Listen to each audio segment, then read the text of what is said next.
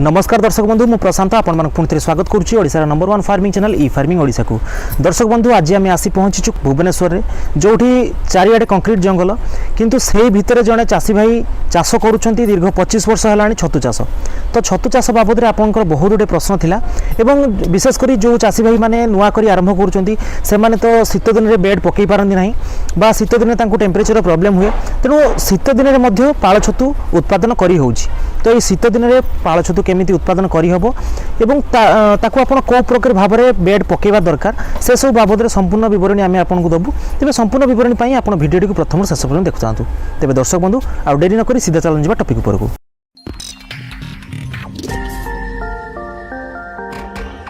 तेज दर्शक बंधु आम सहित जड़े अभिज्ञ चाषी अच्छा भाई नमस्कार आपन को आमर ई फार्मिंग ओडिशा यूट्यूब चैनल को स्वागत करुच्ची। आपन परिचय टी आम दर्शक मानक दिंतु। शशिकांत राउत ये हूँ आपन एड्रेस हूँ भुवनेश्वर हाँ।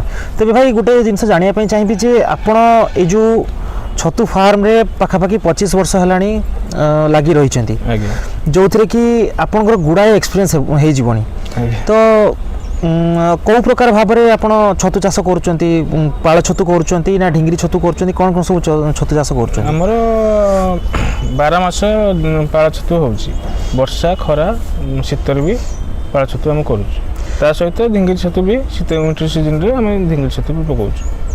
तेबे प्रायतः लोक जानी जे शीत दिन में पाळ छतु चाष हो पारे ना केवल ढिंगरी छतु चाष हुए। तो शीत दिन में बेड पकेबार प्रोसेस कौन अलग अच्छी ना ताकू केमिति कौन धरतु जड़े भाई चाहिए खरा दिन में वर्षा दिन तो समस्ते करुँच किंतु शीत दिन टेम्परेचर होनी बा किसी प्रॉब्लम आसूची तो सही शीत दिन समय कौन करेंगे जड़े चाषी नुआ चाषी कौन करें शीत दिन भी हो पार मेंटेनेंस करा पड़ो बेड टे टेक्निक टे अलग से पद्धति कले शीत दिन भी भल छतु फुट पड़ुछि। तेज दर्शक बंधु आज आम भाई को शिखू केमी शीत दिन में बेड पड़ुछि बा शीत दिन जो छतु चाष कर बेड प्रस्तुति केमिति करा जिवो बा तार जो छतु चाष करने जो सेड बनइबे ता आपण केमिति बनइबे। तेज दर्शक बंधु आम जानबू कि छतु चाष शीत दिन केमिति बेड पका जाए भाई टिके डिस्क्राइब करी कहतु जे शीत दिन जो बेड आम पकेबा से केते बिड़ा नड़ा दरकार पड़िबो एवं केते मंजी दरकार पड़िबो गोटे बेड पई। सर्वप्रथम आम कहवा जे माने प्रथम शीत दिन में बेड पकेबू हेले आगे जगटा केमिति कौन रहिबा दरकार। प्रथम आम चारिपटे नेट रहिबा आवश्यक सेड नेटा चारिपटे रहिबो जेहेतु विंटर सीजन माने बेड को टेम्परेचर दरकार हेले आम तले बेड पका जिवो। अच्छा तले पका माने या भाड़ी करिया दरकार भाड़ी पड़ले आसीबो माल आज्ञा जेहेतु तले डायरेक्ट तले बेड पड़िबो से तले हल्के हल्के कुटा बिछा जिवो देख कैमरा कर माने माने जोठी बेड पडुची सीधा माटी ऊपर हल्का नडा बिछी दिया जिवो हल्का मछा जिवो। हां तापर हमर बेड तैयारी हो जदि टेम्परेचर 17-18 डिग्री रहिला तने हम कैंटर बेड करा जिवो जदि 28 डिग्री किंबा 26-25 रहिले आम 20-21 बिड़ा नडार भी प्रोडक्शन आस परियो। अच्छा टिके खाली रही जे सेड कथा बाबद टिके कथा हिजबा जे सेड जो बनेबे आपण से सेडटा कोन चारिपटे सेड नेट रहिबो एवं ऊपर पर्सन कोन रहिबो ऊपर हमर आपण ग्रीन नेट भी दे परिबे नचे तो गुंड नड़ा भी आम देखु जाल देइछंती ता ऊपर जो नड़ा देइछंती ता ऊपर सेड नेट पकेइछंती एटा कोन शीत दिन पई एमिति करा जिवो ना खरा दिन वर्षा दिन पई भी चलेबो ना खरा शीत दिन पई टिके हल्के हल्के माने खरा पड़िया दरकार। अच्छा आउ शीत माने खरा दिन पई टोटल नड़ा बिछा हवा दरकार माने खरा आदु पड़िबो नै। तेबे आम जानिबा कि जो बेड पकेबा बर्तमान शीत दिन में धरतु जड़े शीत ऋतु आरंभ बेड पकेबे से केतोटी नडारू पकेबा स्टार्ट करिवे जदि हमर 16-17 डिग्री टेम्परेचर रुहे ताहले हमर कैंटर बेड करा जिवो कैंटर बेड 51 बिड़ा नड़ा आवश्यक हो 51 बिड़ा लागिवो। एठी गोटे जिनस जानिया पई चाहिबी धरतु 51 बिड़ा नडारे जति कि कस्ट आसूची बा खर्च आसूची बहुत जगार नड़ार दाम मते बहुत अधिक अच्छी तो जी खर्च आसो प्लस से 51 बिड़ा नड़ापाई केतेटा मंजी लगे मंजी हाराहारी 4 ରୁ 5 ଭିତରେ ଲାଗିବ 4 ରୁ 5टा मंजी लगे जी खर्च आसो से खर्च कौन गोटे बेड रु अमल से हिसाब से प्रोडक्शन हाराहारी 5 ରୁ 4-5 ଭିତରେ आसो 4-5 केजी पर्यंत प्रोडक्शन आसो एवं आउ गोटे जिनस दर्शक बंधु जो शीत दिन में छतुर रेट अधिक थाए जोटा कि आउटे साहाय्य करिवो ठीक प्रॉफिट आनिया पई वर्तमान ताले जो जेहेतु शीत टिके छाड़ी आसलानी जनवरी मास ये तो जनवरी मास रे को प्रकार भाव में बेड पकिया दरकार जेहेतु टेम्परेचर बढ़ी गलानी से तले भी पडुची जे माने राति रे टेम्परेचर कमी जाउची जेहेतु सेति पई हम तले पकोच आउ ताकू मेंटेनेंस करिया पडुची कोन ना खरा टाइम रे दिन समय रे हम नेट टाकू खोला खोली करूछु अच्छा साइड नेट को हम टाकाटी करछु यार दिया पई बेड टेम्परेचर मेंटेनेंस करिया पई आ सेकंड था होची कोन हमरा बेड भी छोटो कर दोछु छोटो करछु कोन 21 बिडा नडा रे बेड ते तयारी होची माने जनवरी मास हो गेले 21 बिडा नडा रे हे परिबो किंतु तळे हे परिबो अच्छा आ फेब्रुआरी मास हेले माने टेम्परेचर अधिक हेले हम भाडी करछु अच्छा जिते खरा ऋतु आसो से भाड़ी रे जो सेड आपंकर बाउंस दे भाड़ी रे हो पार रूराल एरिया जंगल फंगल एरिया रे आप तले करेंगे कहीं टेम्परेचर कम रही जंगल फंगल जगह छोटा जगह तले भी पकड़े आसपर ठीक अच्छे तेज एबे आरंभ करवा केमिति कोन माने बेड पडुची स्टार्ट करंतु सर्वप्रथम आम 4टा बिड़ा दबा अगमूल कर देवा माने गोटे साइड अग रहिबो गोटे साइड मूल रहिबो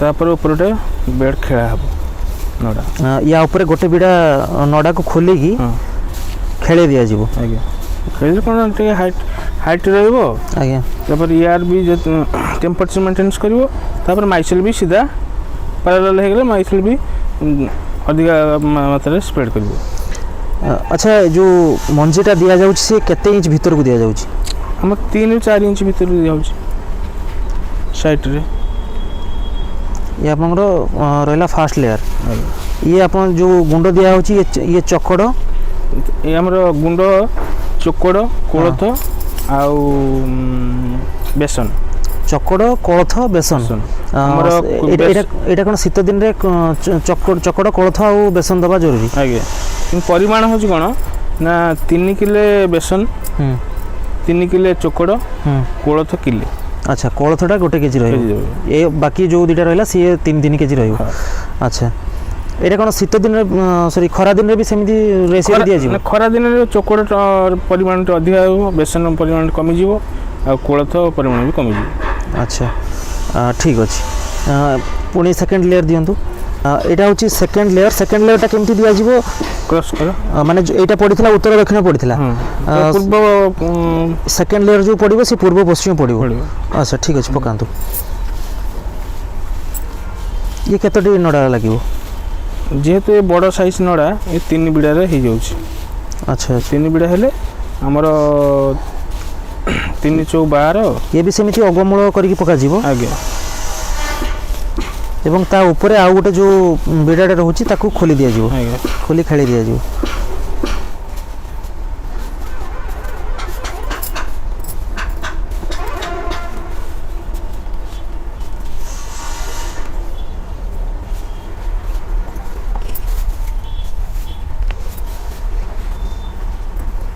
अरे मैं कोई स्टॉप कर दे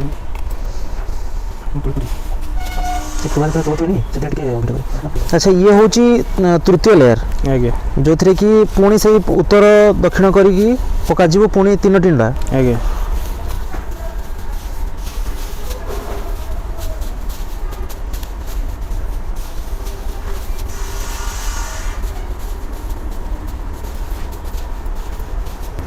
ये मध्य गोटे बिड़ा नडा ताकू खोलिकी खेली दिया गला तेरे शशि भाई गोटे कथा कहतु कि जो बेड आम पकाऊ से परिष्कार परिच्छन्न रखाटा केते आवश्यक हाँ निहाती परिष्कार परिच्छन्न ठीक मंजी दिया दरकार ठीक जगह बेसन पड़िया दरकार ये हूँ सबुठ शेष लेयर जहाँफल ऊपर ଚାରିଆଡ଼େ ଦେଇ ଦିଆଗଲା ଏ ଗୋଟେ ନଡ଼ାକୁ ଖୋଲିକି ଦିଆଯିବ। ଆଜ୍ଞା। ତେବେ ଶଶୀ ଭାଇ ବେଡ୍ ତ କେମିତି ପ୍ରସ୍ତୁତ ହେଲା ଆମେ ଦେଖିଲୁ, ୟା ପରର ଷ୍ଟେଜ୍ ମାନେ ଯେଉଁ ବେଡ୍ ତ ପ୍ରସ୍ତୁତ କରିଦେଲେ ଶୀତ ଦିନରେ ତଳେ ପକାଇବା ଜରୁରୀ, ଯେଉଁ ସମୟରେ ଅତିରିକ୍ତ ଶୀତ ରହୁଛି ସେତେବେଳେ 51 ବିଡ଼ାରେ ଯେଉଁ ବେଡ୍ ପକାଇବେ, ନହେଲେ 21 ବିଡ଼ାରେ ବେଡ୍ ପକାଇବେ। ତ ବର୍ତ୍ତମାନ ଆମେ ଜାଣିବୁ କି ୟା ପରର ଷ୍ଟେଜ୍ କେମିତି କ'ଣ ମାନେ ୟାକୁ ମ୍ୟାନେଜ୍ କରାଯିବ। ଏଇଟା ତାପରେ 7 ଦିନ ପରେ ମାଇସେଲ୍ ସବୁ ମାଡ଼ି ଯାଇଥିବ। ନାଇଁ ବର୍ତ୍ତମାନ ୟାକୁ କ'ଣ ଘୋଡ଼େଇ ଦିଆଯିବ? ବର୍ତ୍ତମାନ ଘୋଡ଼ା ଯିବ ବେଡ୍ ପଡ଼ିସାରିଲା ପରେ ଜରି ଆମେ ଦେଖୁଛୁ ଆପଣ ସେପଟେ ଯେଉଁ କରିଛନ୍ତି ତାକୁ ସମୁଦାୟ ଯେତିକି ଗୋଟେ ଗୋଟେ ଲାଇନ୍ ଅଛି ତାକୁ ସବୁଗୁଡ଼ିକୁ ଏକାଥରେ ଗୋଟେ ଜରିରେ ଘୋଡ଼ା ହେଇଛି। ଏଟାକୁ ଗୋଟେ ଗୋଟେକୁ ସେପାରେଟ୍ ଘୋଡ଼େଇବାଟା ଠିକ୍ ରହିବ ନା ପୁରା ଲମ୍ବାରେ ଘୋଡ଼େଇବାଟା ଠିକ୍ ରହିବ? ସେପାରେଟ୍ କଲେ ବି ହେଇପାରିବ, ଲମ୍ବା ବି କଲେ ହେଇପାରିବ, ସେଥିରେ କିଛି ଅସୁବିଧା ନାହିଁ। ତେବେ ତାକୁ ଘୋଡ଼େଇକି ରଖି ଦିଆଯିବ। ପାଣି କେତେ ଦିନ ପରେ ପୁଣି ଦିଆଯିବ? ପାଣି ଦିଆହେବନି, 7 ଦିନ ପର୍ଯ୍ୟନ୍ତ ଏମିତି ଘୋଡ଼ା ହେଇକି ରହିବ। ଆଚ୍ଛା। ତାପରେ 7 ଦିନ ପରେ ଟୋଟାଲ୍ ମାଇସେଲ୍ ବେଡ୍ ସାରା ହେଇଯାଇଥିବ। ତାକୁ ଆମେ ବେଡ୍କୁ ଜଳୀୟ ଅଂଶ ଦେଖି କେତେ ସମୟ ଆମେ ବେଡ୍ ଖୋଲିବା, ମାଇସେଲ୍ଟାକୁ ମାନେ ଶୁଖାଯିବ। ଆଚ୍ଛା। ଯଦି ବେଡ୍ରେ ଓଦା ଥିବ ତାହେଲେ ଘଣ୍ଟା କି 2 ଘଣ୍ଟା ଏମିତି ଟାଇମ୍ ଲାଗିପାରିବ। ସେଇଟା କେବଳ ଯେଉଁ ମାଇସେଲିୟମ୍ ଆସିଥିବ ଚାରିପଟେ ତାକୁ ଶୁଖେଇବା ପାଇଁ। ଆଜ୍ଞା। ଟିକେ ଦେଖେଇ ପାରିବେ କି କେଉଁଠି ମାଇସେଲିୟମ୍ ଆସିଛି, କେମିତି ଆସିବ? ଆଗ ବେଡ୍ ଅଛି, ଆସନ୍ତୁ ଦେଖିବା। ତେବେ ଦର୍ଶକ ବନ୍ଧୁ ଏଇଠି ଆମେ ଦେଖିବୁ କେମିତି ମାଇସେଲିୟମ୍ 7 ଦିନ ପରେ ଗ୍ରୋଥ୍ ହେଉଛି। ଭାଇ ଟିକେ ଦେଖାନ୍ତୁ 7 ଦିନ ପରେ କେମିତି ମାଇସେଲିୟମ୍ ଗ୍ରୋ ହେଇଛି।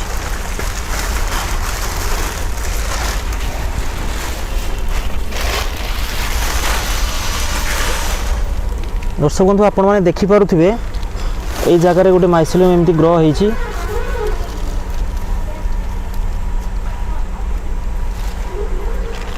ଏମିତି ବେଡ୍ ଯାକ ଆସିଯିବ 7 ଦିନ ପରେ।